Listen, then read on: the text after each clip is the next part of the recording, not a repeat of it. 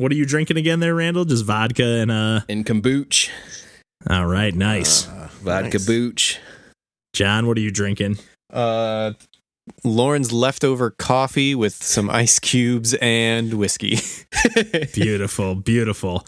I wish I still had a little coffee right now, because the coffee whiskey combo has been it's a classic. Amazing lately. Oh yeah, like if I got nothing to do, so it's like it's after noon. Yeah, totally. Pour a little whiskey in my coffee. Why not? So. Yeah. But the one thing I had never knew that I would spend so much of my married life doing would just be finishing Lauren's drinks. Like, she will drink half of something and just leave it there. And I'm like, well...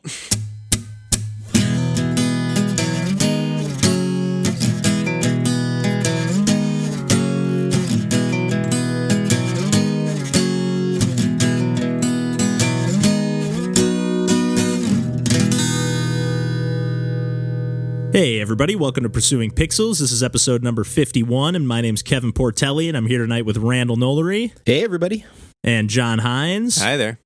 And we are back in lockdown as per usual these days, and we're back to talk some more video games. How are you guys doing on your ends of the world over there? John's just across the street, but it feels like he's just as far away as Randall these days. So. A world apart. It's our new normal. We're making it work. How are you guys doing? Yeah, making it work? Yeah. How about you, John? You good over there? Yeah, I'm doing all right.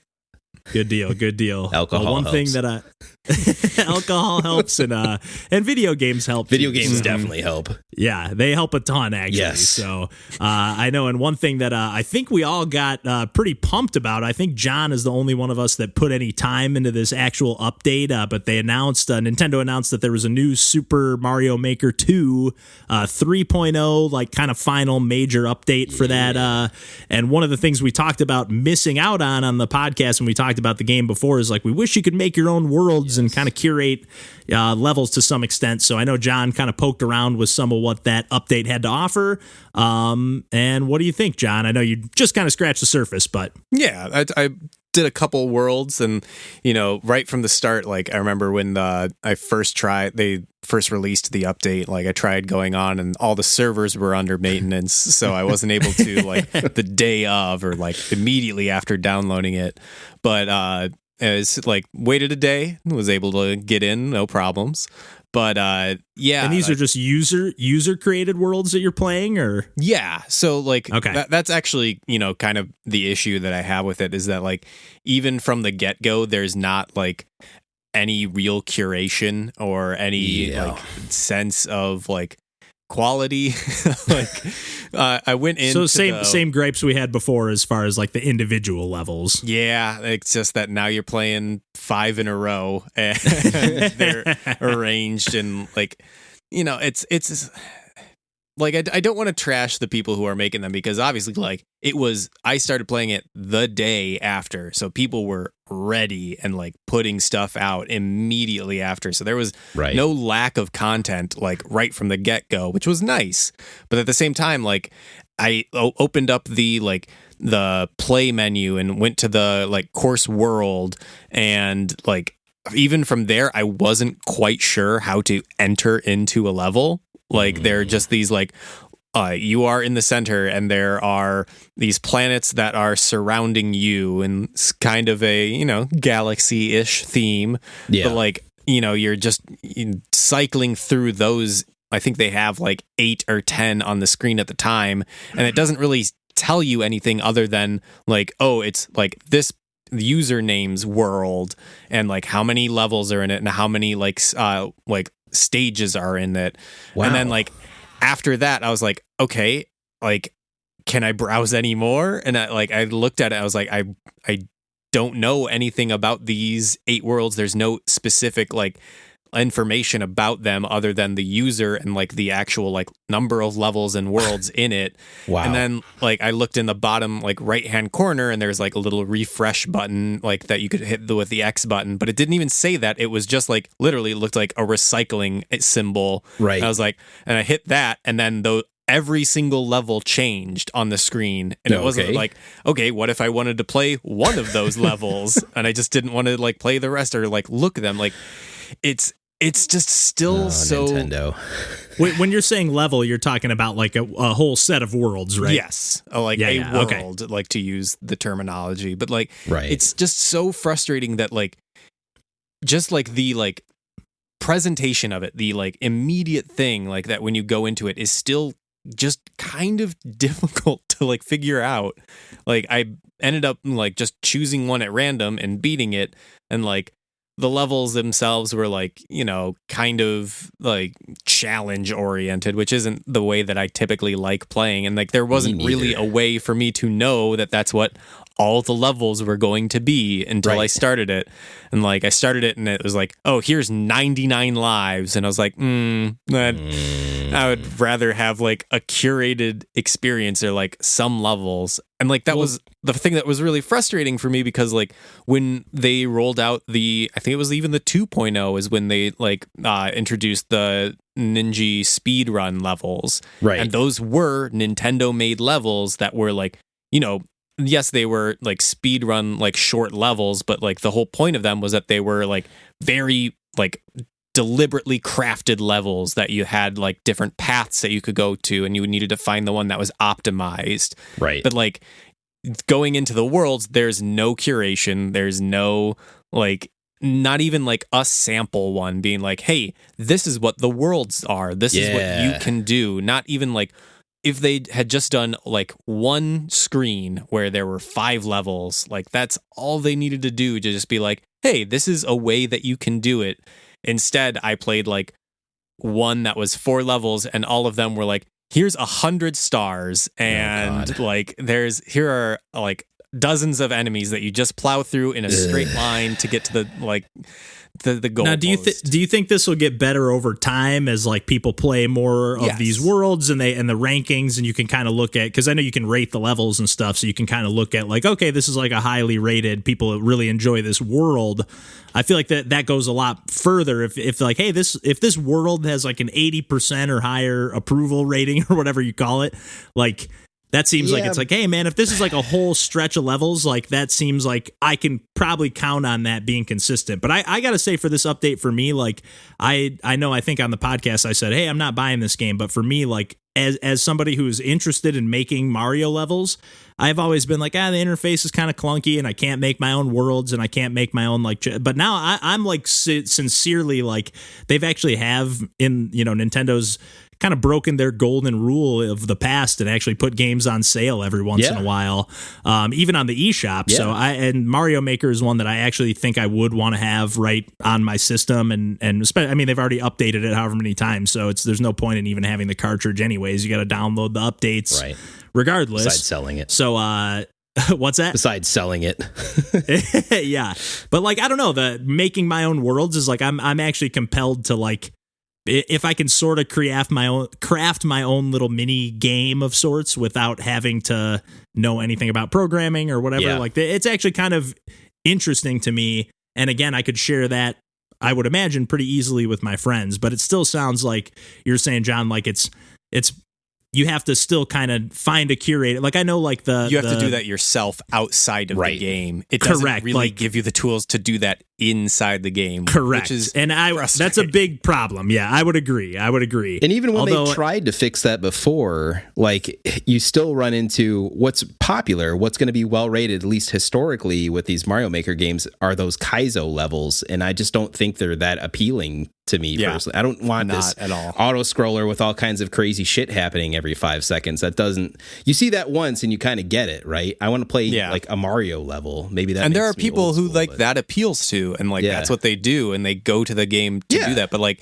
I wish that there was a bigger community towards just building like normal levels, and that's what I personally want to do. I mean, I do lean towards, you know, I do like a nice challenging platformer, and I do like, you know, the Mario games that do provide a little bit more of a challenge, or the, you know, if you're going the Mario games, the thing I love about them is that they typically have such a great balance of like, okay, if you just want to beat the game and get to the end, it's like a relatively you know, medium difficulty experience. But like if you want to get all the secrets and get all the hidden coins, like the, you know, if it's one of the games that has like 3 secret coins on every level, or Like, I don't know, like they have a way for you to get the challenge out of the game if you want to get that out of it. But if you just want to experience the fun of playing a Mario game, you can do that as well. So I think that's kind of the beauty of the Mario games. And yeah, even though I like playing super challenging platformers, I don't always want to play these like crazy Kaizo levels because they're just a little bit too much, I would say. Yeah.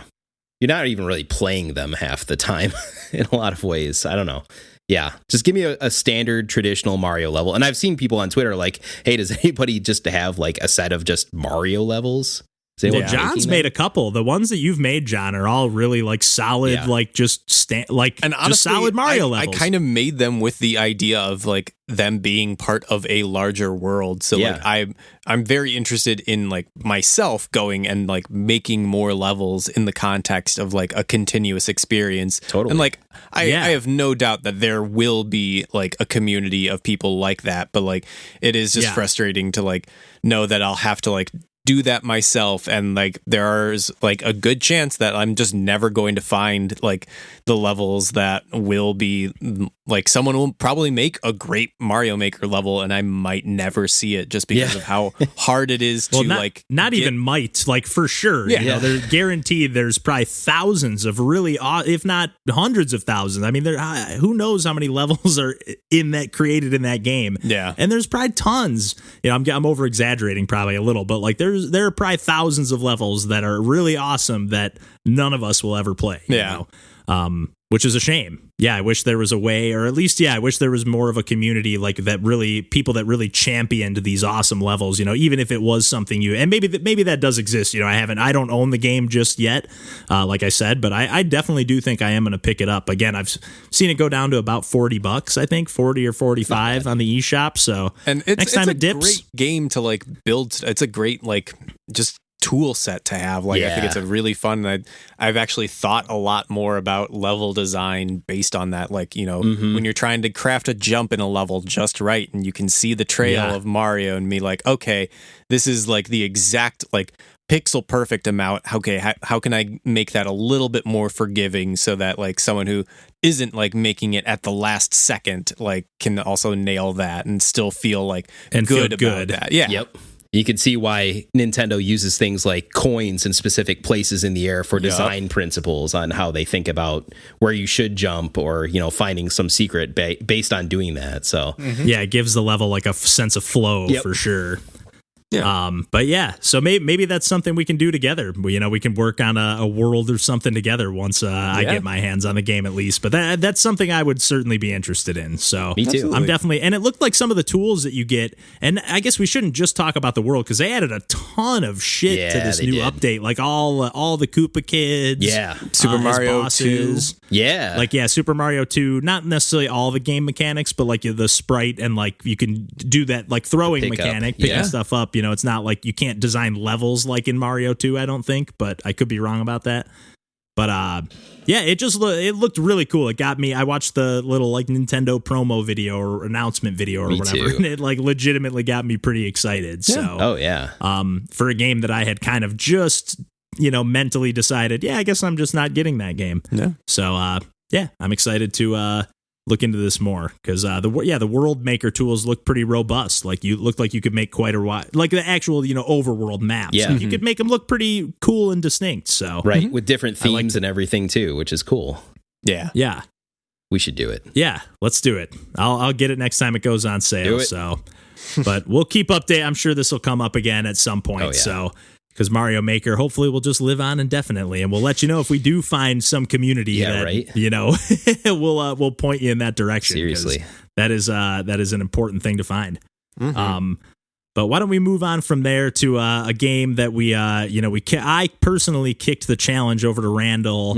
I guess it was probably about 2 months ago or so.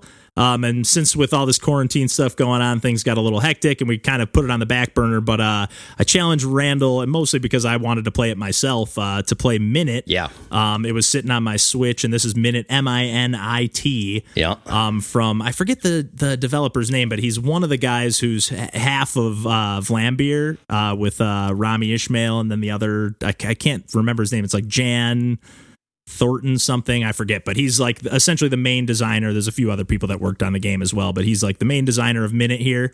And it's essentially like a top-down Zelda, game, with the conceit being that once you get your like sword right at the beginning of the game, which is very reminiscent of like Link to the Past, or not Link to the Past, but Link's Awakening, the way the game starts. You get your sword on the beach and everything, right. And then after that, it's like after 60 seconds, you die. Yep. And it's way more puzzle based and more, it's all about, you just like what you reset at your home base. And then as the game expands out from there, you're able to, find new home bases that you can start the game from when you die. So like the world is able to expand beyond just that kind of initial boundary that you're able to reach within a minute time limit. Right. It's kind of giving you kind of a Groundhog's Day type of conceit that way, where it's just like you're replaying the same scenario, but because you only have 60 seconds, you kind of have to like say, okay, I'm running out east and I'm going to see what I can find. And I hope to hell that I can get to whatever it is fast enough that within the remaining 30 seconds, I can, kill those 3 enemies or find that secret entrance or take out those bushes to do whatever in enough time to get the whatever item that'll stay in my inventory for my next run after I die. So then I can progress further and further and further in those 60-second chunks. Yeah, that's it. You couldn't describe it better than that. And I got, not super far into this game, probably like maybe not even 4 or 5 hours in, but like probably not even that far. And like, I kind of hit a wall where like I was, for a short while, I was like getting through, it's pretty puzzle heavy. And I was kind of, finding my way through and like maybe getting stuck here and there for a short while and like, taking a break, coming back to it. Oh, there it is. Okay, I figured it out. And like, but after enough times of like, I've booted this game up a few times and my progress just started to slow down. And maybe this is just me just admitting how dumb I am, because it is just like, it's not pure logic puzzles like Baba Is You, but it's definitely, it's some brain, you're using your brain to solve some of this stuff. But I don't know. I'm enjoying the game. I really like the music. I really like the art style. It's kind of like a monochrome or like a two-tone, old school, like Commodore 64 looking almost. Yeah, but pretty graphically distinct too. Yeah, very distinct. It's like or like similar to like Downwell. Yeah, if you're familiar with that, just like that black and white pixel art. But it's really like, I do find the game pretty funny. Like I thought the writing in it was charming, and like I was actually chuckling to myself when I would meet new characters and just their like kind of shitty attitudes or whatever it would be. Like it was just very just well like one-liner jokes too, and like it's just a really good use of like set, because you don't have the time to like talk to anyone, right? Because you have a minute for your life. So basically you're just like walking close enough to like figure out what the like character is and like what the setting is, and then they have a joke, and like that's basically your interaction with most people. Yeah, and the jokes are usually pretty funny. Yeah, which again, it's not like I'm busting out laughing, but usually a good smirk or chuckle. So yeah. And I mean, I got to a point where like, there's just I was trying, and it, once you get far enough though, like, and you have a couple different home bases that you can like kind of warp between and stuff, it just gets to the point where I'm like, am I in the right? I don't even know if I'm starting from the right point to what I need to do next, So I'm always like second guessing myself and wondering like, okay, I keep going east every time and like trying this, trying that, but am I even going the right way? Right. Am I even starting at the right point? So like I just got to a point where I was second guessing myself so much. And I, with all the million other games I have sitting on my Switch and every other system I have, I just kind of ended up moving on to something else. Nothing against this game personally. I was having a good time. It's very well made, and it's like it's loaded with like care and charm. So I don't want to badmouth it by any means, but I have this problem with Zelda games too, where I've mentioned that before on the podcast, I believe, where I just kind of get stuck or kind of lose what I was doing, and I don't know. It's a very impressively designed game. It's really clever. It's really a unique spin. Like, and it's perfect for playing on the Switch in bite-sized little chunks. Yeah. But yeah, I don't know. It just didn't fully grab me in, and maybe that's just because the other stuff I'm playing sucked me in a little bit more. But what about you guys? How do you guys feel overall on the experience? I will say, you can play it in bite-sized chunks, but I think that does a disservice to making progress in this, at least for me and the way my brain works. Like, I'm not very good. I've said this before. I'm bad at directions and like spatial intelligence stuff. And that's a lot of what this type of game is.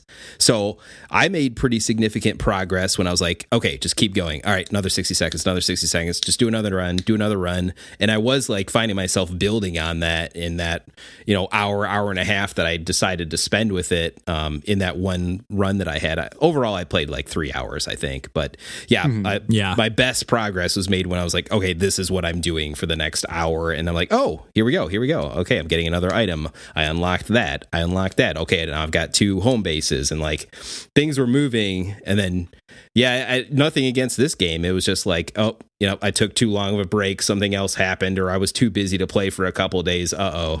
Like, and then something else came out, and then it's over with. Yeah, I agree. I think it is very easy to lose your place in the game. Like, I had actually played and put down this game before like you guys even like challenged each other. Like, I bought it like early on when it came out and played it, and I loved it. I thought it was a really inventive and really like fun like just core loop in the game. And then I took a break from it, and like I came back to it, and I was like, I have no idea where I am. I have no idea what I'm supposed to do. And then like I got in at a roadblock where I was just like, okay, I know this is where I need to be, but I just cannot figure this puzzle out. And I don't want to look it up because like I want to keep playing this game and like figure it out on my own. But like I put the game down for however long at that point, and then when I like came back to it, like I got there and like I somehow managed to solve the immediate puzzle that I had like been stuck on, like just by looking at it, like and not thinking about it for like a month or 2. Right. But like going but then like immediately getting like stonewalled at the next puzzle.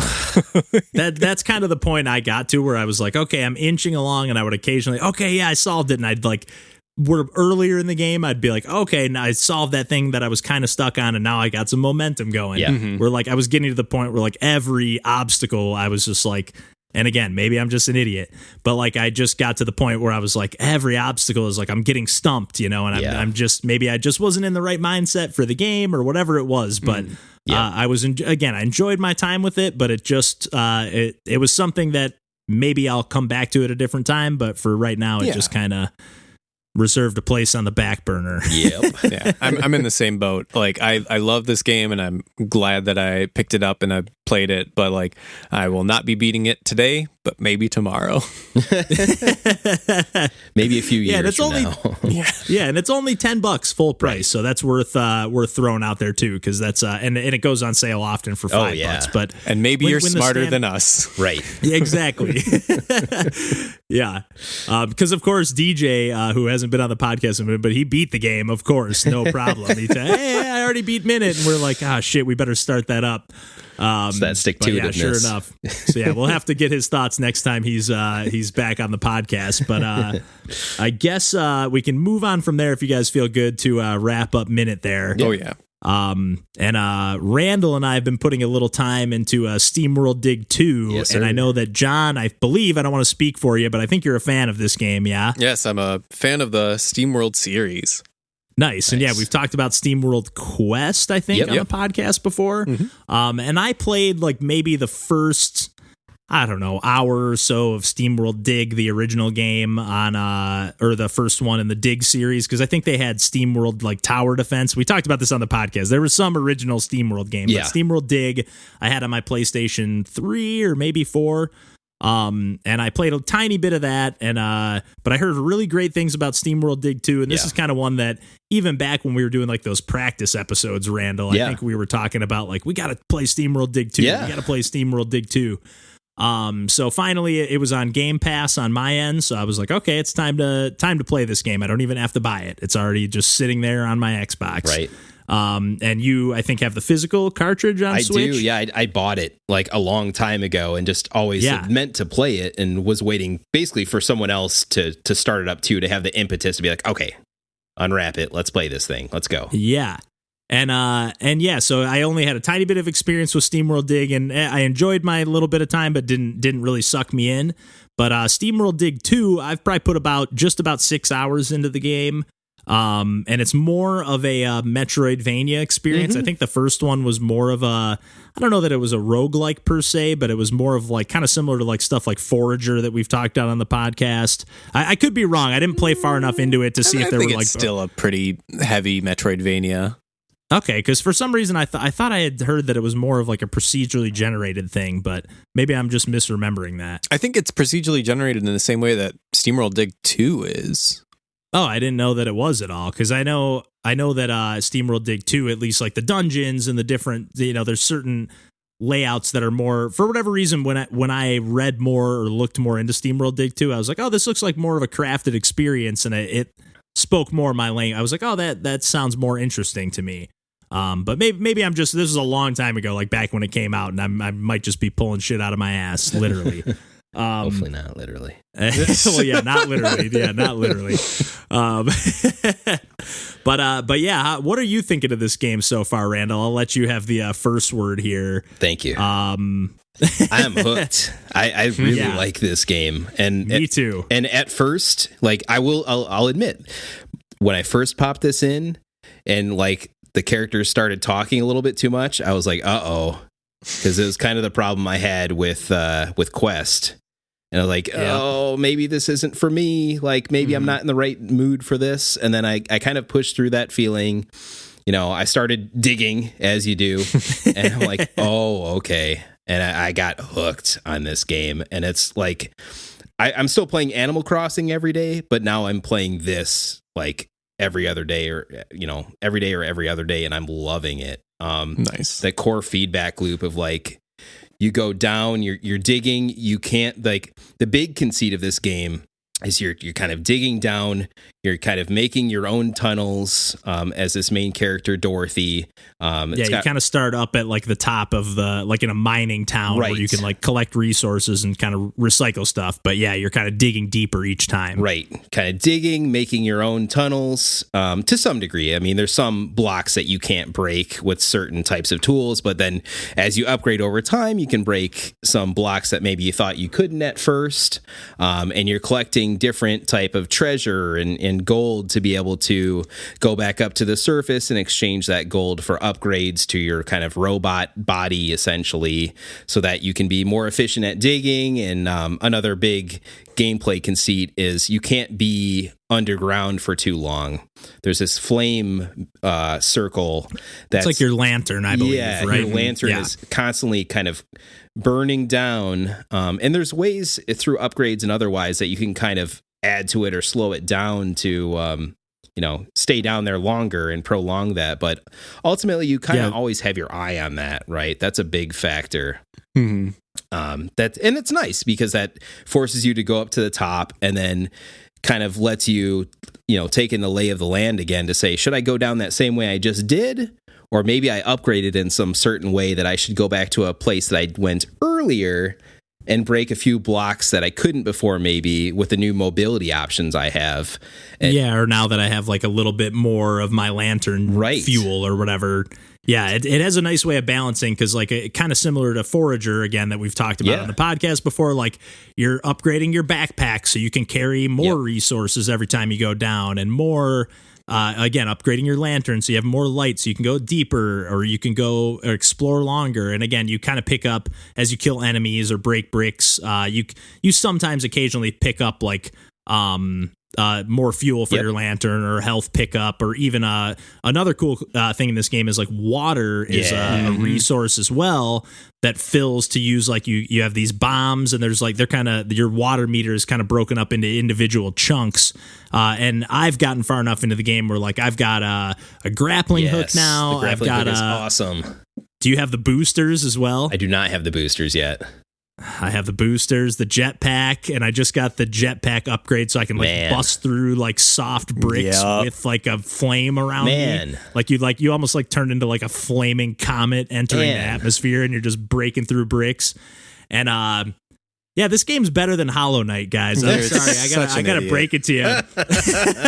I obviously I'm the minority opinion here, but like oh boy, it is on. I am so in love with this game, like the world, the music, the vibe. Like once you get down to that, like I'm in those like mushroom fields, or I guess they're not fields, but like it's like kind of a darker, like glowy zone, and like. It's just the music. It's like kind of got these like X-Files / Donkey Kong Country vibes. And like, man, I just freaking love this game. Like the sense of, the art style for these SteamWorld games doesn't grab me immediately. Like it's kind of, I don't know. I kind of feel like this paper. one fits a little better though. I kind of like it here.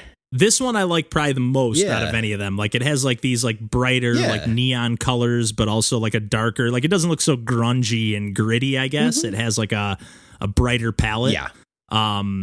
But yeah, I don't know, man. I just like the sense of momentum and like the way you can use your grappling hook to like not only like grab onto a wall or the ceiling, but like actually like hold onto it and like use your you can like grip the corner of a wall and like use it to like propel you up higher, which I was using a lot before I had the jetpack. And like I don't know, I just love everything about this game. And then when you get into the caves that are more like cleverly designed like puzzles and like challenges and stuff like that, like get extra cogs.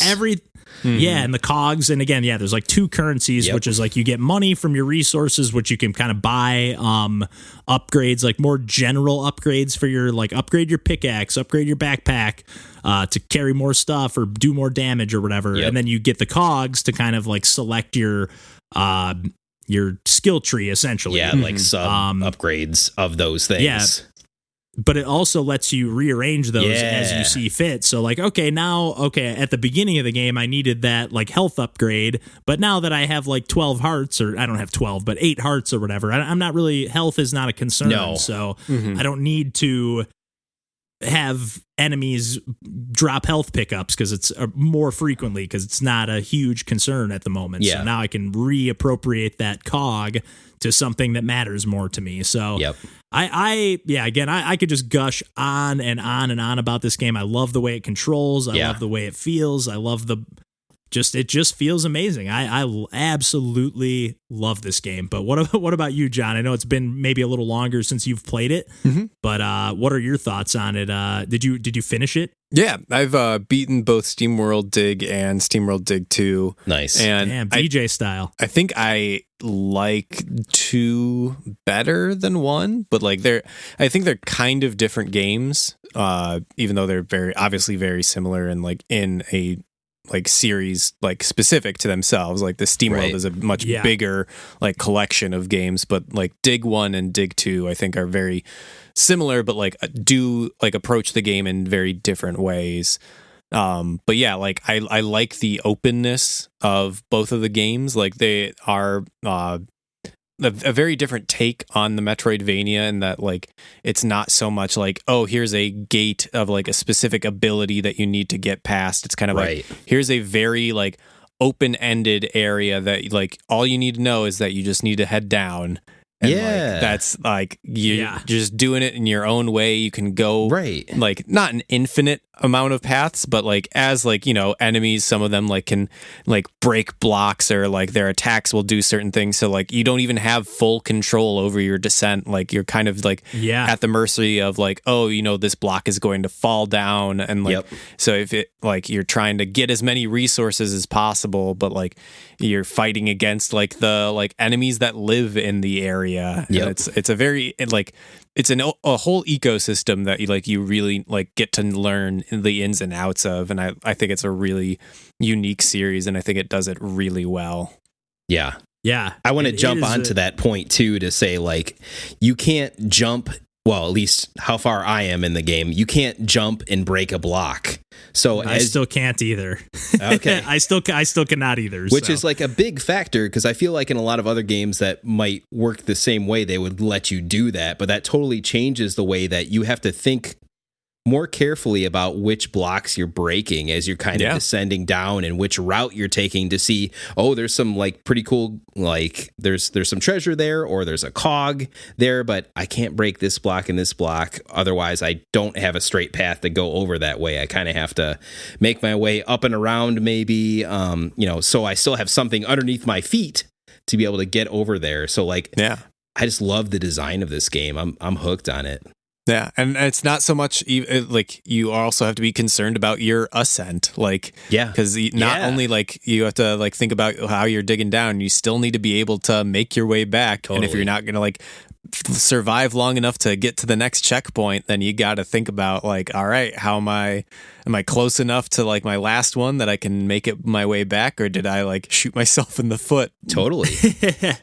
Yeah, I really like how like as you get new abilities, like, as you're a little more restricted on like your descent and ascent in the early game, but like as you get the grappling hook and the jetpack, you're like, oh, now I can, that area that I kind of made too tough to get to, like I can't jump that high. Right. Now I have a jetpack. I can get up there and I can get that ore that's up there, or that that loot. Yep.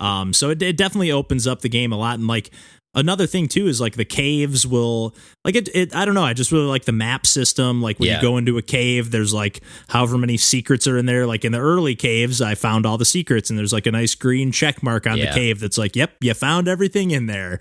Nice job. And then, but now almost any cave that I go into, even the ones that seem like it's almost nothing going on, you just pick up this pickup or whatever, you go into this room and it's like that's the only thing in there, and it's like I don't have that check mark, so I must have missed something. Right. So either there's an ability I don't have, or something I need to upgrade. But it's kind of, I don't know, I just think they do a really nice job of like how much the game limits you and then slowly opens up as you get new abilities and you're able to re-explore the areas you already did. Yeah. And the loop, at least 6 hours in, I don't feel any sense of slowing down. And again, I know I threw some shade at Hollow Knight earlier, but like I really do feel like more of a sense of like a world in this game. And I shouldn't say that, because Hollow Knight does feel like, I love how there's like the little character, like when you're near a boss and you can kind of hear them grunting in the distance, and you're like, oh, I must be getting close to something, or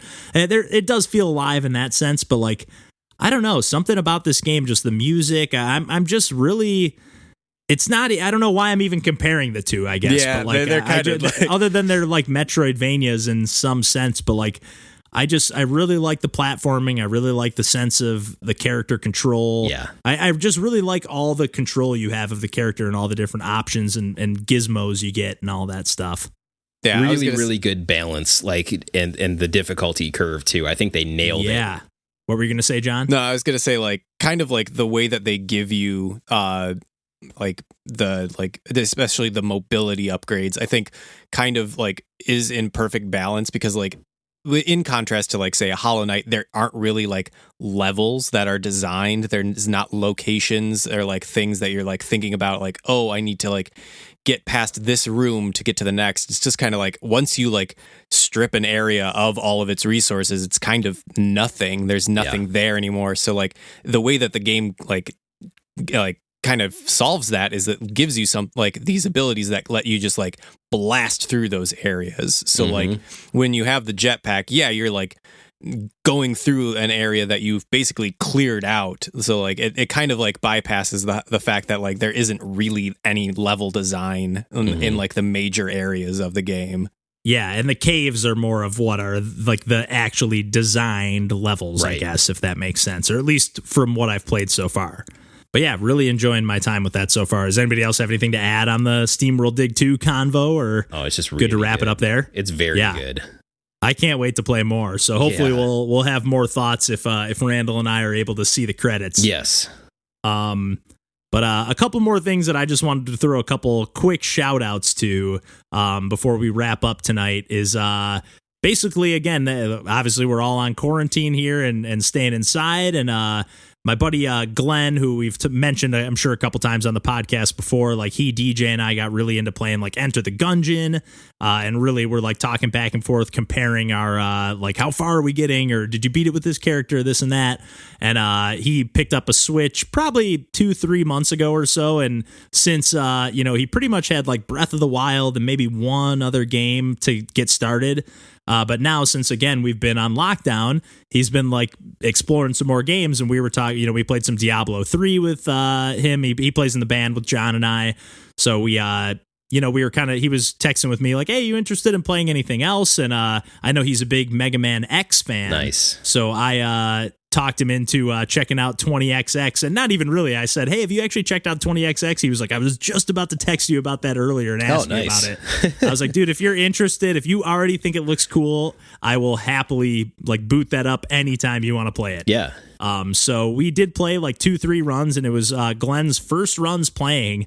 And we got to like I think there's like 8 levels or 9 levels. And again, I don't remember if there's any kind of like Dr. Wily-esque stages after like the main chunk of levels, but like we were able to get to the, through to like the 7th level, I think is the furthest we got. On Glenn's first time. Again, he has some, Mega Man experience. And he's got some Enter the Gungeon. He's not he doesn't game a ton, but he's definitely not a slouch. Still impressive when it comes to gaming.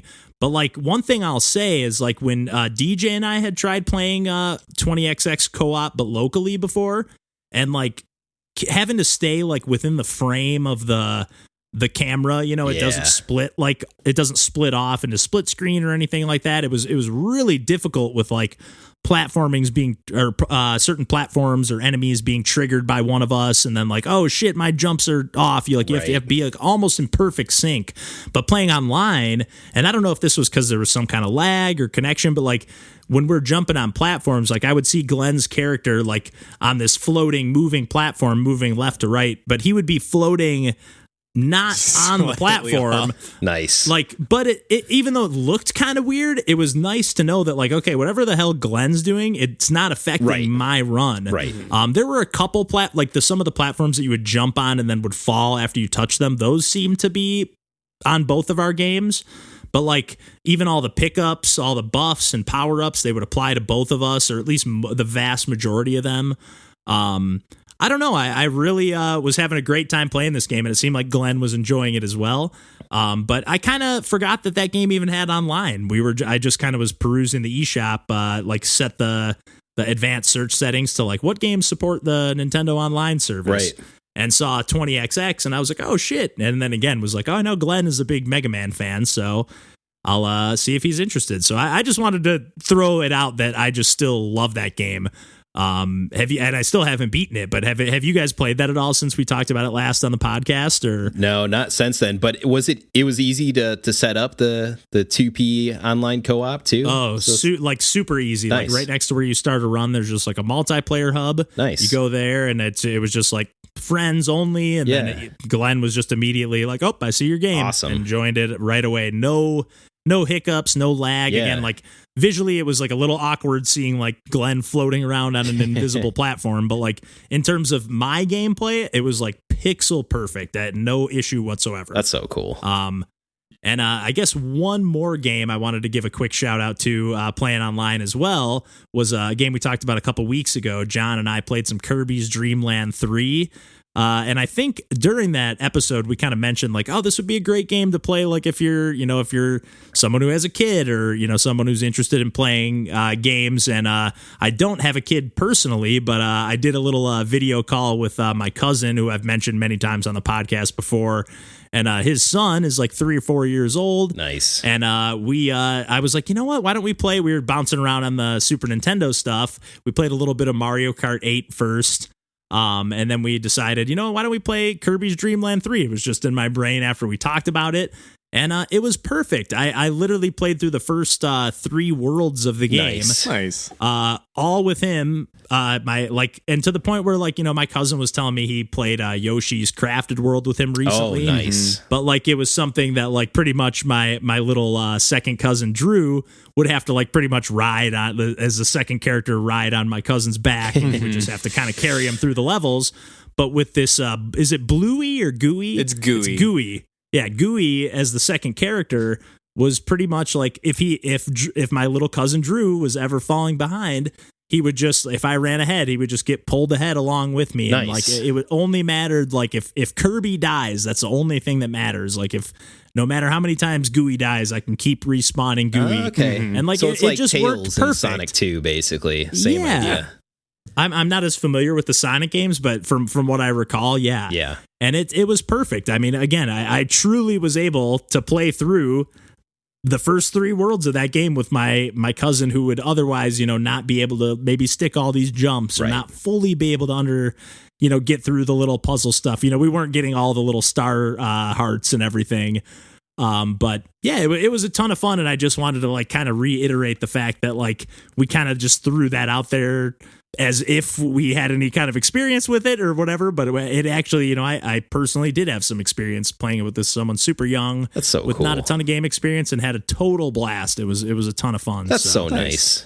I'm looking forward to doing stuff like that with Fiona. And I think games like that are like perfect starters for that type of thing. Yeah, it is like that. That game could, I would almost say that is like the perfect introduction to games for anyone, for, I don't know. I mean, I love retro stuff, so take that with a grain of salt, but like, same. I don't know. I mean, I love like the art style, super cute. Yeah. Like any kid, I think would really enjoy the bright, kind of crayon art style. Like, and it's nowhere near as difficult as, even though Yoshi's Island has a great kind of almost similar art style, a little bolder, but like, tough game. It's much tougher. There's way more going on. So like the co-op element in Kirby's Dream Land 3, I just wanted to kind of drive that point home that it's really great no matter what age you are, I guess. That's awesome. Yeah. But yeah, I think we can pretty much wrap it up there this week. Thanks for tuning in, and as always, you can find us on Twitter and Instagram at Pursuing Pixels. You can find us at pursuingpixels.com or anywhere else you find podcasts. Just look up Pursuing Pixels. And again, lately, since we're on lockdown, we're on Twitch a little more often and uploading videos after the fact to YouTube.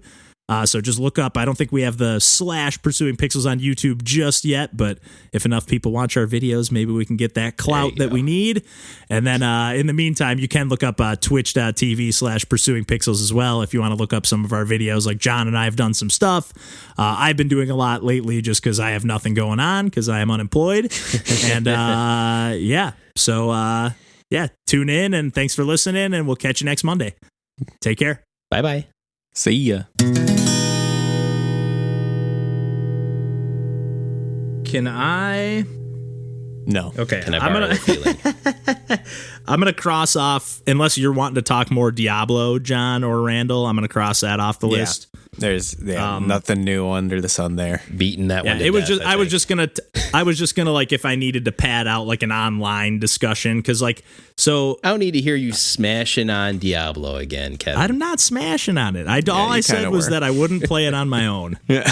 All I said is I wouldn't play it unless you put a gun. You just had the tone of voice you do whenever you're disappointed in something. But again, I hate this game. Yeah, but Snipper. Let's talk about Snipper clips.